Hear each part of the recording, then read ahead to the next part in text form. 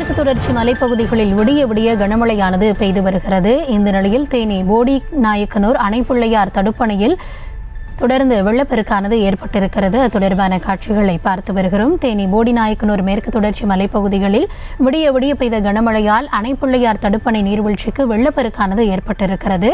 இது குறித்த விவரங்களோடு இணைகிறார் எம்முடைய செய்தியாளர் விஜயசங்கர்.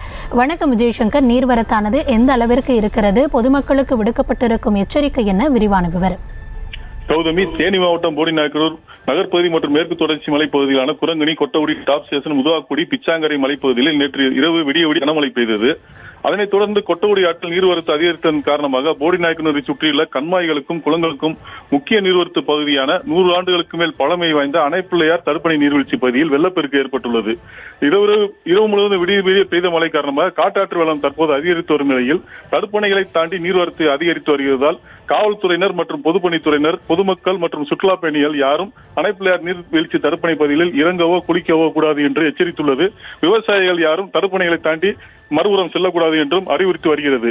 அணைப்பிள்ளையார் நீர்வீழ்ச்சியில் ஏற்பட்ட வெள்ளப்பெருக்கு காரணமாக போடி நாயக்கனூரை சுற்றியுள்ள பங்காரிசாமி குளம், செட்டிக்குளம், மீனாட்சி அம்மன் கண்மாய் போன்ற பல்வேறு கண்மாய் குளங்களுக்கு நீர்பிடிப்பு பகுதிகளுக்கு நீர்வரத்து அதிகரித்துள்ளதால் விவசாயிகள் மகிழ்ச்சி அடைந்துள்ளனர்.